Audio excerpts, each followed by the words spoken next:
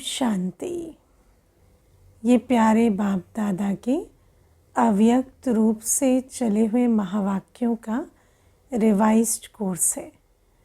मुरली की original date है 1 मार्च 1999।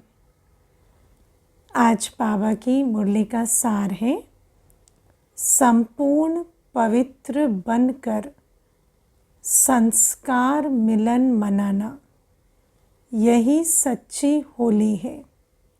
होली में क्या करते हैं? एक दूसरे को रंग लगाते हैं और सोचते हैं रंग लगाने से हम मिल जाएंगे। लेकिन बाबा कहते संस्कार मिलन एक दूसरे से हो, उसके लिए पहले क्या चाहिए? अपने अंदर संपूर्ण पवित्रता की धारणा, और इसे कहेंगे सच्ची होली मनाना।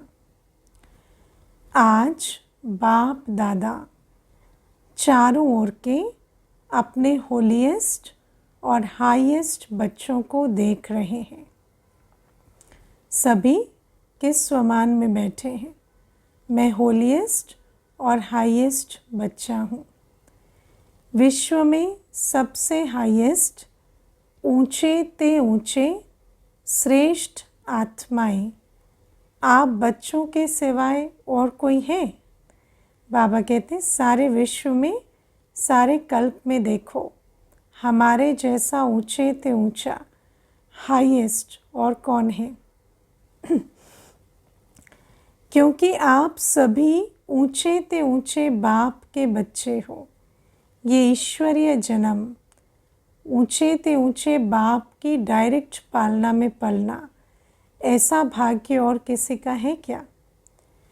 सारे कल्प में चक्र लगाकर देखो तो सबसे ऊंचे मर्तबे वाले और कोई नजर आते हैं?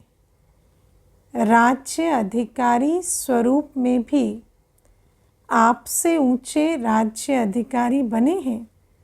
बाबा कहते चलो चक्र में आदि में आओ।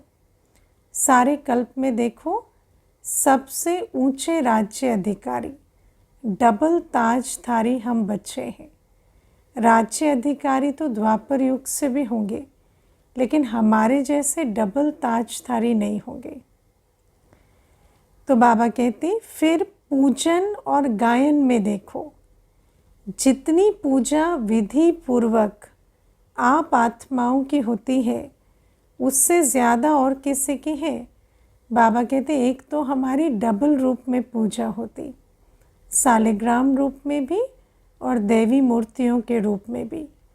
और पूजा तो धर्मपिताओं की भी होती, धर्मात्माओं की भी होती, लेकिन हमारे जैसी विधिवत पूजन और गायन और किसी का नहीं होता है ना। हमारे तो हर कर्म का पूजन दर्शन गायन होता, ऐसा पूजन दर्शन विधिवत किसी और का नहीं होता।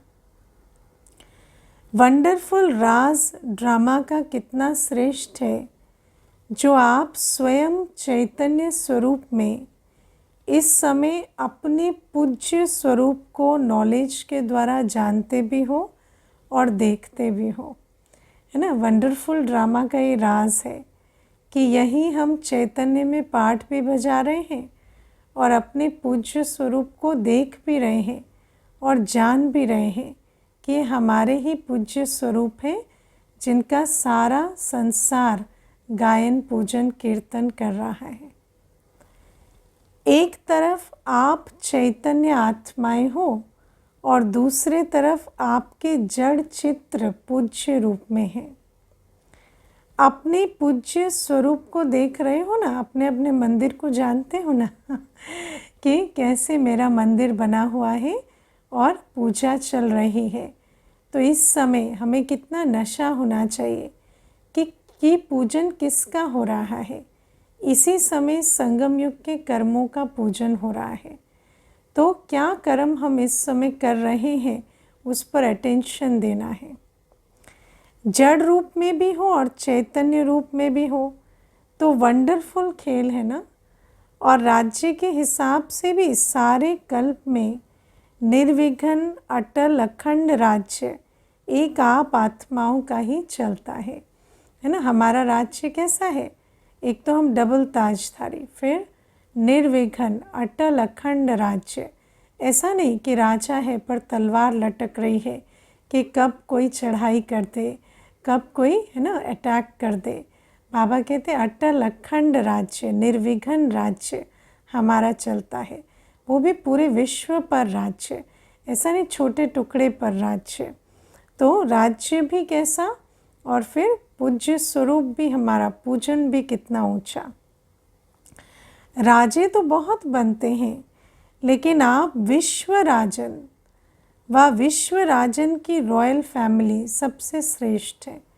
बाबा कहते हैं जब नंबर 1 आत्माओं का गायन होता है, बाबा कभी कभी मुरली में कहते हैं ना नंबर 1 में जाना, तो विश्व राजन बनना या विश्व राजन की रॉयल फैमिली में आना, दोनों को ही नंबर 1 भाग्य कहा जाता। तो बाबा कहते दोनों का ही पद कितना ऊंचा कि हम विश्व राजन हैं या विश्व राजन की रॉयल फैमिली है। तो राज्य में भी हाईएस्ट, पूज्य रूप में भी हाईएस्ट, और अब संगम पर, संगम में तो है ना हमारे भाग्य के कहने ही क्या, संगम पर परमात्म वर्षे के अधिकारी, परमात्म मिलन के अधिकारी, परमात्म प्यार के अधिकारी, परमात्म परिवार की आत्माएं और कोई बनती हैं। सोचो, परमात्म मिलन के अधिकारी बने, परमात्म वर्षे के अधिकारी, परमात्म प्यार के अधिकारी, और परमात्मा परिवार भी हमें मिला। ऐसा भाग्य किसी का है? आप ही बने हो ना, बन गए हो या बन रहे हो। अधिकार तो बाबा ने दिया, पर इतने ऊंचे अधिकार के नशे में, खुशी में, उसके सुख स्वरूप में अनुभव करते हैं स्वयं को।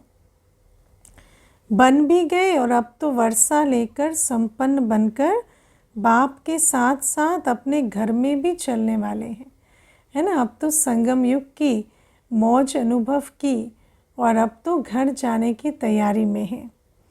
संगम का सुख, संगम युग की प्राप्तियाँ, संगम युग का समय सुहाना लगता है ना, बहुत प्यारा लगता है। राज्य के समय से भी संगम का समय प्यारा लगता है ना, क्योंकि राज्य भी जब करेंगे तो दैवी संतान होंगे। अभी तो ईश्वरीय संतान है, उस समय तो दैवी दुनिया के सुख होंगे। अभी तो परमात्मा पालना का सुख है। तो ये संगम का समय तो बहुत प्यारा है। प्यारा है या जल्दी जाना चाहते हो? क्या सोचते हो, संगम युग से जल्दी जाना है कि ये संगम का समय बहुत प्यारा लगता? तो क्या कहेंगे, कौन कहते जल्दी जाना चाहते? कोई नहीं, सभी कह रहे प्यारा है। फिर बाबा क्या कहते सुनो। फिर पूछते क्यों हो कि बाबा विनाश कब होगा? सोचते हो ना, पता नहीं विनाश कब होगा, क्या होगा, हम कहाँ होंगे। तो बाप दादा कहते जहाँ भी होंगे, याद में होंगे, बाप के साथ होंगे, है ना। देखो, सारी दुनिया ये प्रश्न पूछती है कि हम कहाँ होंगे, किसके साथ होंगे जब विनाश होगा। और हम बच्चे भी कई बार ये प्रश्न पूछते, लेकिन बाबा हम बच्चों को कहते हैं कि हम बच्चे जहाँ भी होंगे बाबा की याद में होंगे, बाबा के साथ होंगे। तो इससे बड़ी कोई बात है? तो आज से कभी ये संकल्प भी मन में ना आए कि संगम के समय, है ना, विनाश के समय हम कहाँ होंगे, कैसे होंगे। साकार में या आकार में साथ होंगे तो कुछ नहीं होगा। तो बाबा कहते साकार में कहानी सुनाई है ना कि बिल्ली के पुंगरे भट्ठी में होते हुए भी सेफ रहे ना। होली की ही कहानी है, प्रहलाद की कहानी। कहते हैं कि प्रहलाद की कहानी में ये बात आती है कि बिल्ली के जो पुंगरे थे, है ना, एक भट्टी बनी तो उस भट्टी में आग लगी, लेकिन सब कुछ जो ईंटें थी वो पक गई, लेकिन बिल्ली के पुंगरे उसमें भी सेफ रहे। क्यों रहे? क्योंकि भगवान की ये मर्जी थी, भगवान को अर्जी लगाई थी कि बिल्ली के पुंगरे सेफ रहे। तो बाबा कहते जब कहानियों में इतनी कमाल है तो हम तो चैतन्य में डायरेक्ट ईश्वरीय संतान हैं, हमें क्या भय है, क्या फिक्रात है कि क्या होगा। जो भी होगा उस समय हम बाबा के साथ होंगे, याद में होंगे, तो हमें कोई सेक नहीं आएगी। तो बाबा कहते जल गए क्या पुंगरे, सब सेफ रहे, तो आप परमात्म बच्चे जो साथ होंगे वो सेफ रहेंगे। अगर और कहाँ बुद्धि होगी, है ना, बच्चे तो हैं, पर अगर बुद्धि योग बाबा से इतना जोड़ा होगा कि उस समय बाबा के साथ हैं तो सेफ रहेंगे। और अगर बुद्धि को भटकाया होगा और उस समय और कहीं बुद्धि होगी तो कुछ न कुछ सेक लगेगा, कुछ न कुछ प्रभाव होगा। साथ में कंबाइंड होंगे, एक सेकंड भी अकेले नहीं होंगे तो सेफ रहेंगे। कभी कभी काम काज या सेवा में अकेले अनुभव करते हो। बाबा कहते सदा बाबा के साथ कंबाइंड रहते हो या कभी काम काज करते या सेवा में अकेले तो नहीं हो जाते। क्या करें, अकेले हैं, बहुत काम है, फिर थक भी जाते हैं, है ना। कई बार बाबा को भूलकर अकेले ही लगे रहते हैं, फिर ऐसे शब्द भी निकलते थक गए। तो बाप को क्यों नहीं साथी बनाते।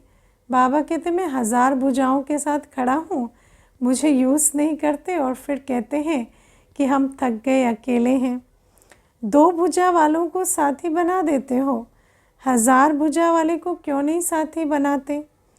कौन ज़्यादा सहयोग देगा, 1000 भुजा वाला या 2 भुजा वाला, है ना। बाबा पूछ रहे हैं कौन ज़्यादा सहयोग देगा। परख शक्ति तो है ना कि कौन ज़्यादा सहयोग देगा, लेकिन किसका सहयोग ले रहे हैं।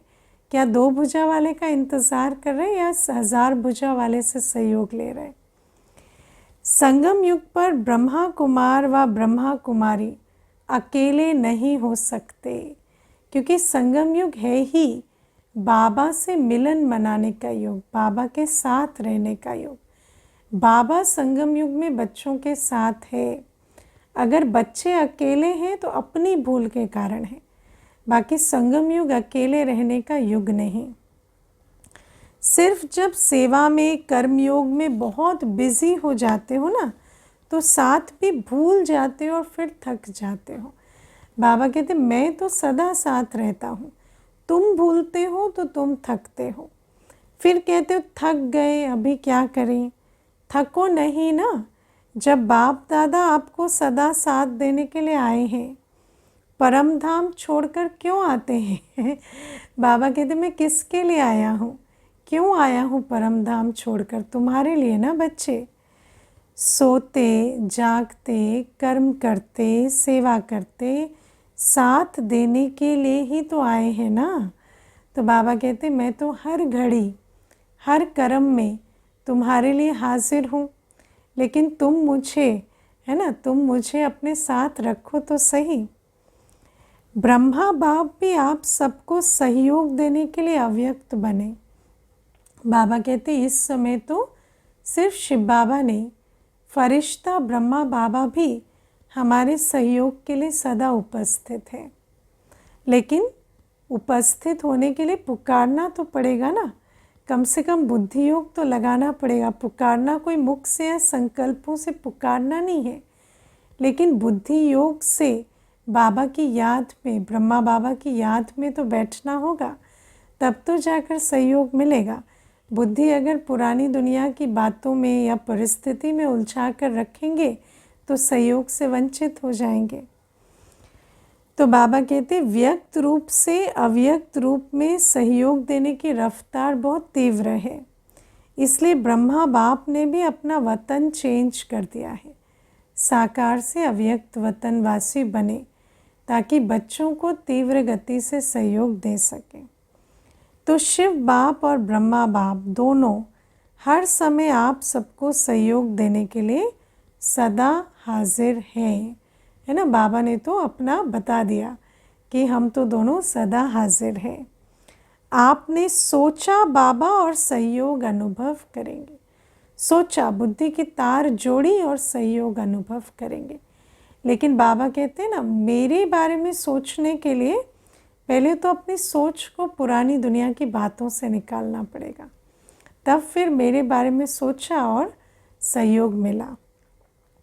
अगर सेवा सेवा सेवा सिर्फ वही याद है, बाप को किनारे बैठ देखने के लिए अलग कर देते हो, तो बाप भी साक्षी होकर देखते रहते हैं। देखें कहाँ तक अकेले करते हैं। बाबा कहते तुम मुझे किनारे बिठा देते और तुम अपने मन में बुद्धि में सिर्फ सेवा सेवा रखते, तो मैं भी किनारे बैठकर खेल देखता रहता हूँ। फिर भी आने तो यहाँ ही है ना, तो साथ नहीं छोड़ो। बाबा कहते मुझे तो पता है तुम्हें यहीं आना है, तुम्हें याद है कि नहीं, तो साथ नहीं छोड़ो, है ना। 1000 भुजाओं वाला जब बैठा है तो कभी भी उसके साथ के सिवाय अकेले नहीं बनना। अपने अधिकार और प्रेम की सूक्ष्म रस्सी से बांध कर रखो। ढीला छोड़ देते हो, स्नेह को ढीला कर देते हो, अधिकार को थोड़ा सा स्मृति से किनारे कर देते हो, तो ऐसे नहीं करना। बाबा कहते तुम ही स्नेह भी छोड़ते हो, तुम ही अधिकारीपन के नशे को भी छोड़ते हो, और फिर खुद ही अकेले होते हो, खुद ही थकते हो। जब सर्वशक्तिवान साथ का ऑफ़र कर रहा है, तो ऐसी ऑफ़र सारे कल्प में मिलेगी? नहीं मिलेगी ना। तो बाप दादा भी साक्षी होकर देखते हैं। अच्छा देखें कहाँ तक अकेले करते हैं, है ना। बाबा भी कहते हैं कि चलो देखते हैं, बच्चे की ज़िद अकेले करें तो कहाँ तक करते हैं। तो संगम युग के सुख और सुहेजों को इमर्ज रखो। बाबा कहते संगम युग में हमारे पास परमात्म साथ की अपॉर्चुनिटी है, तो उस सुख और संगम युग के सुहेजों को इमर्ज रखना है, स्मृति में रहना है अपने संगम युग के भाग्य के। बुद्धि बिजी रहती है ना, तो बिजी होने के कारण स्मृति मर्ज हो जाती है, और बातों में बुद्धि लगाते हैं तो संगम युग के सुख का जो नशा है वो खो जाता है। आप सोचो, सारे दिन में किसी से भी पूछें कि बाप याद रहता है या बाप की याद भूलती है, तो क्या कहेंगे? नहीं, ये तो राइट है ना कि याद रहता है, लेकिन इमर्ज रूप में रहता है या मर्ज रहता है? स्थिति क्या होती है? इमर्ज रूप की स्थिति या मर्ज रूप की स्थिति, इसमें क्या अंतर है? बाबा कहते बाबा तो याद है, लेकिन इमर्ज रूप में याद है। बाबा जो है, जैसा है, वैसा इमर्ज रूप में याद है। अब विचार करो, इमर्ज रूप में सर्वशक्तिवान याद हो तो अपनी स्थिति कैसी होगी मास्टर सर्वशक्तिवान की? तो बाबा पूछ रहे हैं कि क्या बाबा की याद के बल के अनुभव में स्थित हो, या ऐसे ही मर्ज रूप में हाँ बाबा याद है कह देते? इमर्ज रूप में याद क्यों नहीं रखते? इमर्ज रूप का नशा, शक्ति, सहयोग और सफलता बहुत बड़ी है। याद तो भूल नहीं सकते, क्योंकि एक जन्म का नाता नहीं है। चाहे शिव बाप सतयुग में साथ नहीं होगा, लेकिन नाता तो यही रहेगा ना। तो बाप और बच्चे का नाता तो अविनाशी है, तो याद तो रहती है, लेकिन इमर्ज रूप का की जो याद है, उसके नशे का, उसकी शक्ति का, उसके सहयोग का, उसकी सफलता का अनुभव करते हैं। भूल नहीं सकता है, ये राइट है। हाँ, कोई विनाश के वश हो जाते हो तो भूल, वो हाँ कोई विघ्न के वश हो जाते हो तो भूल भी जाता है, लेकिन वैसे जब नेचुरल रूप में रहते हो तो भूलता नहीं है, लेकिन मर्ज रहता है। हाँ, कोई विघ्न में बुद्धि बहुत डूब जाती है तो कई बार बाबा भूल भी जाता है, लेकिन बाबा कहते वैसे भूलते नहीं हो, पर नशा मर्ज रहता है, याद मर्ज रहती है। इसीलिए बाप दादा कहते बार बार चेक करो कि साथ का अनुभव मर्ज रूप में है या इमर्ज रूप में। प्यार तो है ही, प्यार टूट सकता है क्या? नहीं टूट सकता। तो प्यार जब टूट नहीं सकता तो प्यार का फ़ायदा तो उठाओ ना। अब प्यार है, लेकिन कहेंगे दिल में प्यार है उसका, है ना, लेकिन जो संबंध है वो उस प्रकार से प्यार का रखते नहीं। तो प्यार है, संबंध है, लेकिन उसका फ़ायदा नहीं उठा सकते। तो बाबा कहते ऐसा प्यार, ऐसा संबंध नहीं ना, ऐसा प्यार, ऐसा संबंध रखो इमर्ज रूप में जो उसका फ़ायदा उठा सको। फ़ायदा उठाने का तरीका सीखो। बाबा हमें कहते हैं मैं तो सदा हाजिर हूँ, बच्चे ही फ़ायदा नहीं उठाते। बाप दादा देखते प्यार ने ही बाप का बनाया है, प्यार ही मधुबन निवासी बनाता है। चाहे अपने स्थान पर कैसे भी रहें, कितना भी मेहनत करें, लेकिन फिर भी मधुबन में पहुंच जाते हैं। और बाबा कई बार कहते हैं कि प्लेन से, ट्रेन से नहीं, प्यार के विमान पर चढ़कर पहुंचते हैं। जिनको प्यार होता है ना, वो कितने भी समंदर पार करके बाबा के पास पहुंच जाते हैं। तो ये प्यार हमें मधुबन निवासी बनाता है, हमें मधुबन पहुंचाता है बाबा के पास। बाप दादा जानते हैं, देखते हैं, कई बच्चों को कलयुगी सरकमस्टांस होने के कारण टिकट लेना भी मुश्किल है, परंतु प्यार पहुंचा ही देता है ना। ऐसे कई कहानियाँ है ना, रूस की भी कई कहानियाँ हैं। रूस में जो बच्चे हैं बाबा के, उनकी भी कई कहानियाँ हैं कि जो टिकट लेने के पैसे भी ना हो तो भी सारे वर्ष कुछ न कुछ जमा करते, उस प्यार में, उमंग उत्साह में जमा करते, प्लान करते और फिर बाबा के पास पहुंचते हैं। ऐसे है ना, प्यार में पहुंच जाते हैं। लेकिन सरकमस्टांस तो दिन प्रतिदिन बढ़ते ही जाते हैं। सच्ची दिल पर साहेब राजी तो होता ही है। बाबा कहते कई बार ऐसा भी होता कि सरकमस्टांस बहुत बड़े पहुंच भी नहीं पाए, लेकिन जिनकी सच्ची दिल है उनका प्यार बाबा तक पहुंचता है। लेकिन स्थूल सहयोग भी कहाँ ना कहाँ कैसे भी मिल जाता है ना। दिल से भी राज़ी करते हैं और फिर बाबा कहते हैं ये जो प्यार है ये सहयोग भी खींच लेता है, कहीं ना कहीं से सहयोग मिलता और पहुंच ही जाते हैं। चाहे डबल फॉरेनर्स हो, चाहे भारतवासी, सबको ये बाप का प्यार सरकमस्टांस की दीवार पार करा लेता है। ऐसे है ना, सच बात है ना, हर ब्राह्मण के कुछ न कुछ अनुभव ऐसे होते हैं। अपने अपने सेंटर्स पर देखो तो ऐसे बच्चे भी हैं जो यहाँ से जाते हैं मधुबन से, तो सोचते पता नहीं दूसरे वर्ष आ सकेंगे या नहीं आ सकेंगे, क्योंकि सरकमस्टांस ऐसे, रिसोर्सेस की कमी है, लेकिन फिर भी पहुँच जाते हैं, है ना। फिर वो सरकमस्टांस आर्थिक हो, संबंध की तरफ से हो, कोई भी हो, लेकिन प्यार की शक्ति से उसको पार कर लेते हैं। ये है प्यार का सबूत। अच्छा, आज होली मनाई, हाँ, बाबा सच्ची होली की मुरली चला रहे, मना ली होली।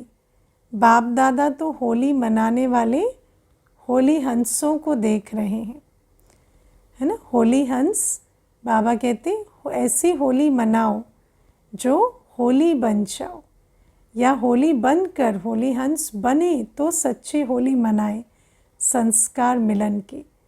तो बाबा तो पवित्र ब्राह्मण बच्चों को, होली हंसों को देख रहे हैं जो सच्ची होली मनाते हैं। सभी बच्चों का एक ही टाइटल है, होलीएस्ट। द्वापर से लेकर किसी भी धर्मात्मा या महात्मा ने सर्व को होलीएस्ट नहीं बनाया है। धर्मात्मा, महात्मा स्वयं होली होते, लेकिन आप समान एक को भी बनाए ऐसा नहीं देखा, है ना। आप समान, ऐसा अपने जैसा होलीएस्ट बनाए ऐसा नहीं देखा। स्वयं बनते हैं लेकिन अपने फॉलोअर्स को, साथियों को होलीएस्ट, पवित्र नहीं बनाते।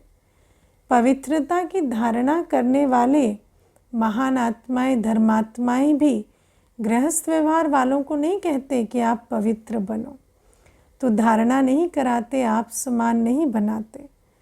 और यहाँ पवित्रता ब्राह्मण जीवन का मुख्य आधार है। यहाँ तो फाउंडेशन ही पवित्रता है। ब्राह्मण माना पवित्रता, तन मन धन की पवित्रता। पढ़ाई भी क्या है, आपका स्लोगन ही है, पवित्र बनो योगी बनो। स्लोगन है ना, पवित्रता ही महानता है, पवित्रता ही योगी जीवन का आधार है। कभी कभी बच्चे अनुभव करते हैं कि अगर चलते चलते मनसा में भी अपवित्रता अर्थात वेस्ट व नेगेटिव पर चिंतन के संकल्प चलते हैं तो कितना भी योग पावरफुल चाहते हैं लेकिन होता नहीं है ना। ये अनुभव सभी का है कि पवित्र बनो योगी बनो स्लोगन है, तो जब मनसा में भी स्थूल में कोई पतितपना नहीं, लेकिन मनसा में भी अगर किसी के लिए परचिंतन चल रहा है तो योगी नहीं बन सकते। चाहेंगे बहुत अच्छा बाबा से योग लगाएं, लेकिन लगेगा नहीं, होता नहीं है, क्योंकि ज़रा भी अंश मात्र संकल्प में भी किसी प्रकार की अपवित्रता है तो जहाँ अपवित्रता का अंश है वहाँ पवित्र बाप की याद जो है जैसे है वैसे नहीं आ सकते, है ना। फिर याद भी परिवर्तित हो जाती, जैसे स्थिति पतित पने की है ना, तो याद भी फरियाद में परिणत हो जाती है ना। फिर कहेंगे बाबा मुझे इन संकल्पों से छुड़ाओ, बाबा ये संकल्प क्यों आ रहे हैं, लेकिन याद जो है जैसा है बाबा वैसे उसको याद कर शक्तिशाली स्थिति का अनुभव करें, वो पवित्रता की फाउंडेशन के बिना पॉसिबल नहीं।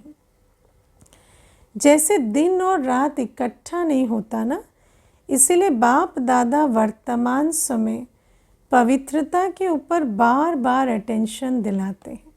दिन और रात जैसे इकट्ठा नहीं होता, ऐसे ही अपवित्र मनसा की अपवित्रता ही चाहे हो, लेकिन अपवित्रता और योग इकट्ठे नहीं हो सकते। तो इसीलिए पवित्र बनो योगी बनो। तो बाबा कहते हैं कि कुछ समय पहले बाप दादा सिर्फ कर्म में अपवित्रता के लिए इशारा देते थे, है ना, लेकिन खान पान ब्रह्मचर्य इसकी बात ज़्यादा होती थी साकार वाणियों में। लेकिन अभी समय संपूर्णता के समीप आ रहा है, इसलिए मनसा में भी अपवित्रता का अंश धोखा दे देगा, है ना। बाबा कहते माया का जोर बहुत है, अगर अंश भी है ना अपवित्रता का, चाहे मनसा में ही, उससे भी धोखा मिलेगा। तो मनसा वाचा कर्मणा संबंध संपर्क सब में पवित्रता अति आवश्यक है। मनसा को हल्का नहीं करना, क्योंकि मनसा बाहर से दिखाई नहीं देती, पर समझना है कि वाचा कर्मणा संबंध संपर्क तो रखना ही है पवित्र, फिर मनसा की बात हो रही है। तो ऐसा नहीं हम सोचे मनसा बस पवित्र हो बाकी नहीं, वो नहीं हो सकता। इसीलिए बाबा कहते बाकी सब रख कर मनसा की भी अच्छी चेकिंग रखो। मनसा को हल्का नहीं करना, क्योंकि मनसा बाहर से दिखाई नहीं देती है ना, और जो बाहर से दिखाई नहीं देती उस बात पर कम चेकिंग करते हैं। लेकिन मनसा धोखा बहुत देती है, क्योंकि पता ही नहीं चलेगा कि संगम युग पार हो गया और मनसा की अपवित्रता के कारण याद का बल ही नहीं जमा किया। ब्राह्मण जीवन का जो आंतरिक वर्षा सदा सुख स्वरूप, शांत स्वरूप, मन की संतुष्टता, उसका अनुभव करने के लिए मनसा की पवित्रता चाहिए। संगम युग में ब्राह्मण जीवन का जो अनुभव है सुख स्वरूप, शांत स्वरूप का, संतुष्टता का, वो अनुभव करना है तो, धोखा नहीं खाना है तो मनसा की अपवित्रता पर खास सावधानी दिला रहे बाबा। बाहर के साधनों द्वारा या सेवा द्वारा अपने आप को खुश करना, ये भी अपने को धोखा देना है। वो तो दुनिया वाले भी कर लेते हैं, बाहर के साधनों के आधार से खुश होना, लेकिन योग बल के आधार से सुख शांति में संतुष्ट अवस्था का अनुभव करना, ये ब्राह्मण जीवन की विशेषता है। और अगर इससे वंचित हुए माना माया ने धोखा दे दिया। बाप दादा देखते हैं कभी कभी बच्चे अपने को इसी आधार पर अच्छा समझकर, खुश समझकर धोखा दे देते हैं, है ना। बाहर के साधन सुविधा और सेवा के आधार से जो खुशी हो रही है उसी को समझते हैं कि हाँ हम खुश तो हैं, दे भी रहे हैं, दे देते हैं और दे भी रहे हैं। लेकिन ये क्या है, अपने आप को धोखा देना, क्योंकि समझ नहीं आ रहा है कि जिस खुशी का आधार विनाशी है वो खुशी भी तो विनाशी होगी ना। और फिर जब वो आधार हिलेगा तो धोखे का अनुभव करेंगे। लेकिन ये धोखा तो ज्ञान होने के बाद भी, ये धोखा तो स्वयं को स्वयं ही दे रहे हैं ना। ये भी एक गुह्य राज है। क्या होता है, बाप दाता है, दाता के बच्चे हैं तो सेवा युक्ति युक्त नहीं भी है, मिक्स है। कुछ याद और कुछ बाहर के साधनों व खुशी के आधार पर है, दिल के आधार पर नहीं, लेकिन दिमाग के आधार पर सेवा करते हैं तो सेवा का प्रत्यक्ष फल उन्हों को भी मिलता है ना।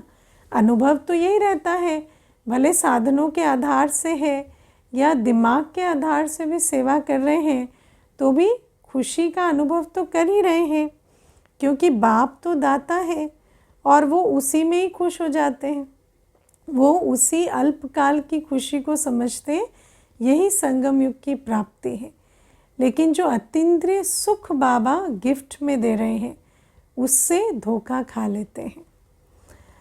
तो बाबा कहते हैं कि उसी में ही खुश रहते हैं कि वाह हमको तो फल मिल गया, हमारी अच्छी सेवा है। लेकिन वो मन की संतुष्टता सदा काल नहीं रहती, है ना। लेकिन जो आंतरिक अचल अडोल अवस्था, सुख शांति में संतुष्ट अवस्था का अनुभव होना चाहिए, वो नहीं रहती। और आत्मा योग युक्त पावरफुल याद का अनुभव नहीं कर सकती, उससे वंचित रह जाते हैं। एक तो ये अवस्था का अनुभव नहीं होता और पावरफुल याद से जो जमा का खाता बनना चाहिए वो नहीं बनता। लेकिन वो मन की बाबा कहते बाकी कुछ भी नहीं मिलता, ऐसा नहीं है, क्योंकि दाता के बच्चे हैं। चाहे सेवा का सच्ची सेवा भी नहीं कर रहे पर दाता के निमित्त करते हैं तो कुछ ना कुछ फल तो मिलता है और खुशी भी मिलती है, भले आंतरिक ना हो पर अल्पकाल की तो मिलती ही है। कुछ ना कुछ मिलता है लेकिन जमा नहीं होता, कमाया खाया और ख़त्म। इसीलिए ये भी अटेंशन रखना है ना। कौन कौन ऐसा फील करते, सेवा कर रहे हैं तो खुशी है, बाकी जमा का खाता नहीं है। जिस दिन सेवा नहीं, खुशी भी नहीं, तो ये है जमा का खाता नहीं है। सेवा बहुत अच्छी कर रहे हैं, फल भी अच्छा मिल गया तो खाया और ख़त्म, जमा क्या हुआ। अच्छी सेवा की, अच्छी रिजल्ट निकली, लेकिन वो सेवा का फल मिला, जमा नहीं होता। इसलिए जमा करने की विधि है मनसा वाचा कर्मणा पवित्रता, है ना। जैसे जिस बाल्टी में छेद होगा उसमें जमा नहीं होगा तो अपवित्रता बुद्धि में छेद की तरह होती। तो सारा कुछ है ना, वैसे तो अनुभव हो रहा है खुशी, लेकिन कुछ जमा नहीं हो रही। फाउंडेशन पवित्रता है, सेवा में भी फाउंडेशन पवित्रता है। स्वच्छ हो, साफ हो और कोई भी भाव मिक्स नहीं हो। भाव में भी पवित्रता और भावना में भी पवित्रता, है ना। बाबा कहते मनसा वाचा कर्मणा, वृत्ति दृष्टि भाव भावना सब में पवित्रता चाहिए। संबंध संपर्क में हर प्रकार की पवित्रता चाहिए। होली का अर्थ ही है पवित्रता, अपवित्रता को जलाना। इसीलिए पहले जलाते हैं फिर मनाते हैं और फिर पवित्र बन संस्कार मिलन मनाते हैं। संस्कार मिलन के लिए चाहिए शक्ति, जमा का खाता, है ना। क्योंकि संस्कार मिलन में तो झुकना भी पड़े, है ना, समाना भी पड़े, सहना भी पड़े। तो शक्ति जमा नहीं होगी तो संस्कार मिलन कैसे होगा।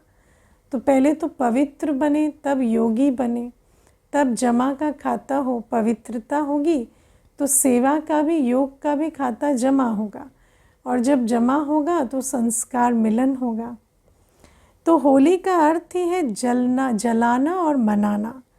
बाहर वाले तो गले मिलते हैं, लेकिन यहाँ संस्कार मिलन, यही मंगल मिलन है।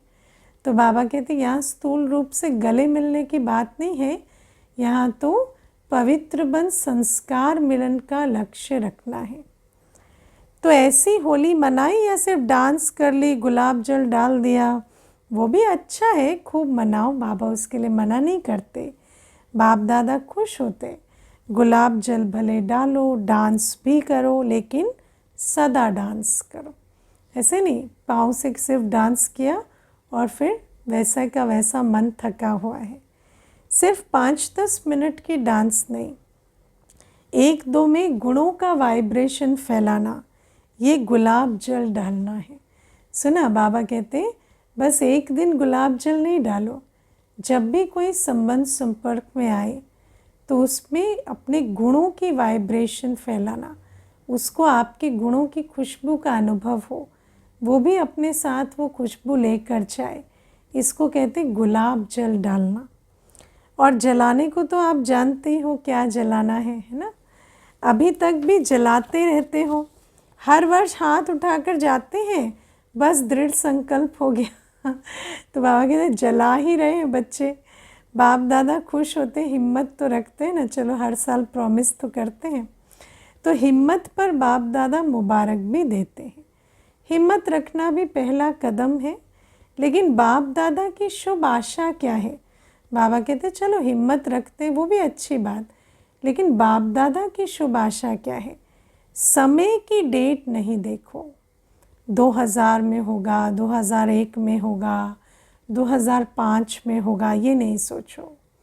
बाबा कहते तुम इंतज़ार में नहीं रहो, तुम इंतज़ाम करो, तुम एवर रेडी बनो। चलो एवर रेडी नहीं भी बनो, इसको भी बाप दादा छोड़ देते हैं, लेकिन सोचो बहुत काल के संस्कार तो चाहिए ना। कम से कम अपने जो संस्कार हैं शक्तियों के, गुणों के, वो बहुत काल के तो चाहिए, है ना? क्योंकि अचानक जब कुछ होता तो बहुत काल का अभ्यास ही काम आएगा। तो बाबा कहते चलो ये तो कम से कम सोचो कि कोई बात अचानक होगी तो मेरे पास बहुत काल का स्टॉक है। आप लोग ही सुनाते हो कि बहुत काल का पुरुषार्थ बहुत काल के राज्य अधिकारी बनाता है ना? तो जब बहुत काल से स्टॉक जमा होगा तो अंत में सेकंड में मुक्ति, जीवन मुक्ति मिलेगी, और फिर बहुत काल का राज्य भाग्य मिलेगा, क्योंकि आदि से आएंगे। अगर समय आने पर दृढ़ संकल्प किया तो बहुत काल हुआ या अल्प काल हुआ, है ना? समय आने पर बदल जाएंगे, बन जाएंगे, तो फिर वो तो छोटे काल के लिए बने ना, बहुत काल का अभ्यास तो नहीं रहा, तो फिर पद भी बहुत काल का नहीं मिलेगा, राज्य अधिकार भी कम समय का मिलेगा। किस में गिनती होगा? अल्प काल में होगा ना। तो अविनाशी बाप से वर्षा क्या लिया? अल्प काल का लिया। बाबा यहाँ बहुत काल का राज्य भाग्य देने आए हैं, लेकिन अंत में थोड़ी देर स्थिति बनाई और अल्प काल का वर्षा ले लिया।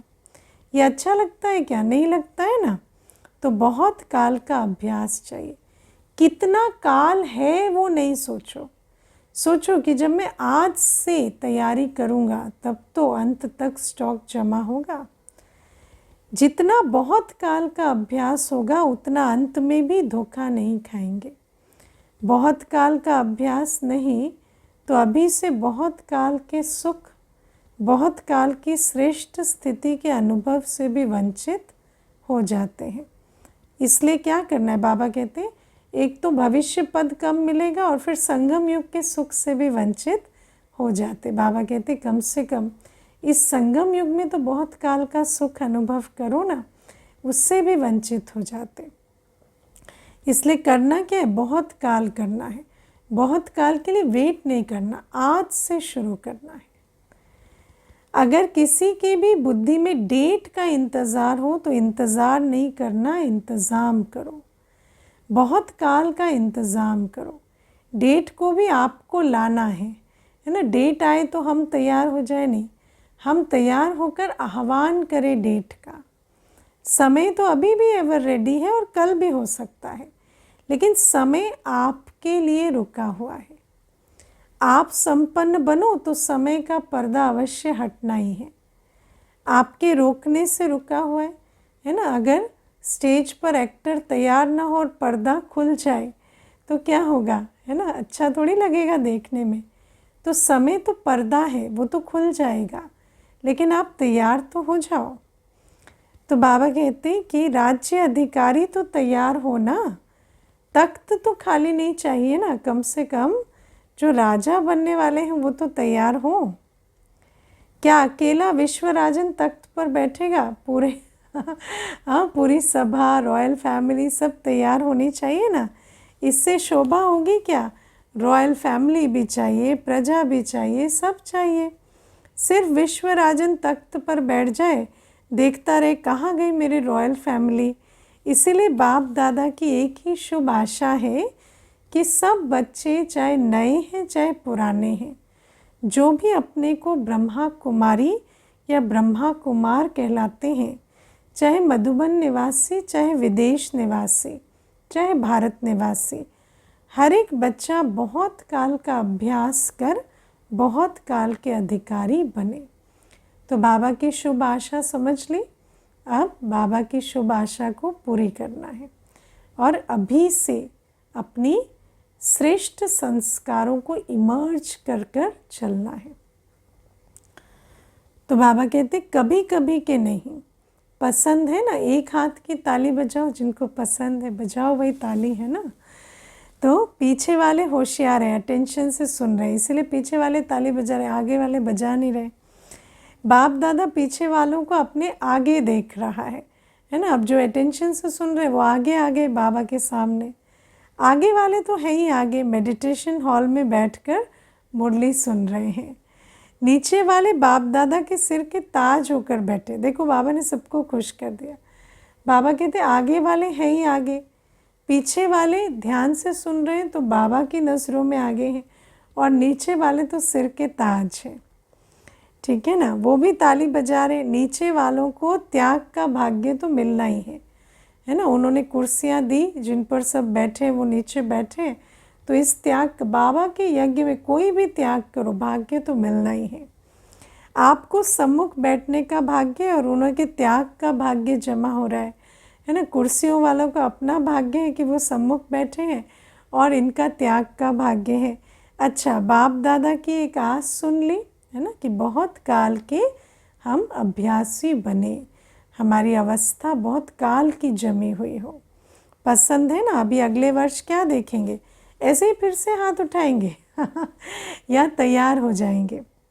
हाथ भले उठाओ, दो दो उठाओ, परंतु मन का हाथ भी उठाओ ना, दृढ़ संकल्प का हाथ सदा के लिए उठाओ। बाप दादा एक एक बच्चे के मस्तक पर संपूर्ण पवित्रता की चमकती हुई मणि देखना चाहते हैं। नैनों में पवित्रता की झलक, पवित्रता के दो नैनों के तारे रूहानियत के चमकते हुए देखना चाहते हैं।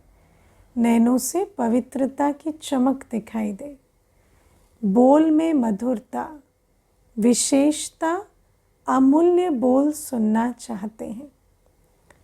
कर्म में संतुष्टता, निर्माणता सदा देखना चाहते हैं। सुन लिया, पवित्रता का जो प्रत्यक्ष स्वरूप है वो क्या होगा। पवित्र नयन, पवित्र वाणी, पवित्र कर्म कैसे होते हैं। भावना में सदा शुभ भावना, और भाव में सदा आत्मिक भाव, भाई भाई का भाव। सदा अपने मस्तक से लाइट का, फरिश्तेपन का ताज दिखाई दे। दिखाई देने का मतलब है अनुभव हो। ऐसे सजे सजाए मूर्त देखना चाहते हैं, और ऐसी मूर्त ही श्रेष्ठ पूज्य बनेगी। अभी का जो संपूर्ण स्वरूप होगा, जो हमारी संपूर्ण पवित्रता की स्टेज होगी, उसी की यादगार मूर्तियाँ भक्ति मार्ग में बनेंगी। वो तो आपके जड़ चित्र बनाएंगे, लेकिन आप चैतन्य चित्र बाप आपका देखना चाहते हैं। अच्छा, बाबा की आस पूरी करेंगे ना। बाबा ने आज अपनी आस बताई। अच्छा, चारों ओर के सदा बाप दादा के साथ रहने वाले, समीप के सदा के साथी, सदा बहुत काल के पुरुषार्थ द्वारा बहुत काल का संगम युगी अधिकार और भविष्य राज्य अधिकार प्राप्त करने वाले अति सेंसिबल आत्माएं, सदा अपने को शक्तियों गुणों से सजे सजाए रखने वाले बाप की आशाओं की दीपक आत्माएं, सदा स्वयं को होलिएस्ट और हाईएस्ट स्थिति में स्थित रखने वाले बाप समान अति स्नेही आत्माओं को बाप दादा का याद प्यार और नमस्ते। सर्व विदेश व देश में दूर बैठे हुए भी सम्मुख अनुभव करने वालों को बाप दादा का बहुत बहुत बहुत याद प्यार। ऐसे मीठे प्यारे बाबा को भी हम बच्चों का याद प्यार, गुड मॉर्निंग और नमस्ते। ओम शांति। वरदान है, समय को शिक्षक बनाने के बजाय बाप को शिक्षक बनाने वाले मास्टर रचयिता भव। बाबा कहते आप बाप को शिक्षक बनाएंगे तो आप मास्टर रचयिता और समय आपकी रचना बनेंगे। कई बच्चों को सेवा का उमंग है, लेकिन वैराग वृत्ति का अटेंशन नहीं है। इसमें अलबेलापन है।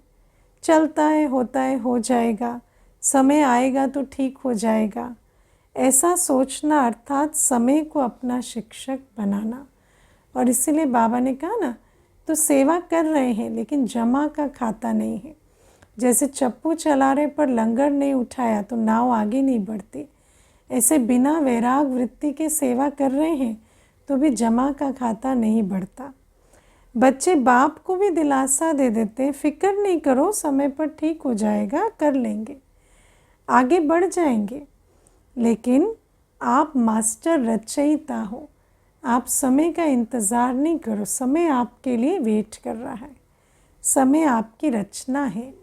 रचना मास्टर रचयिता का शिक्षक बने, ये शोभा नहीं देता। स्लोगन है, बाप की पालना का रिटर्न है स्व को और सर्व को परिवर्तन करने में सहयोगी बनना। देखो, बाबा हमें जब पालना दे रहे हैं तो बाबा से हमें कुछ मांगना नहीं पड़ता। बाबा बिना मांगे ही हमें सब कुछ दे रहे हैं। तो ऐसे दाता को हम और क्या देंगे? वो तो खुद ही दाता है, वो तो बिना मांगे ही झोली भर रहे हैं। लेकिन ऐसे दाता को हमसे क्या चाहिए? तो ऐसे दाता को चाहिए कि हम स्व परिवर्तन करें और औरों के भी परिवर्तन में सहयोगी बने। स्व परिवर्तन, सर्व परिवर्तन और विश्व परिवर्तन में हम बच्चे सहयोगी बने। यही बाबा की हमसे स्नेह की पालना का रिटर्न बाबा हमसे चाहते हैं। अच्छा, ओम शांति।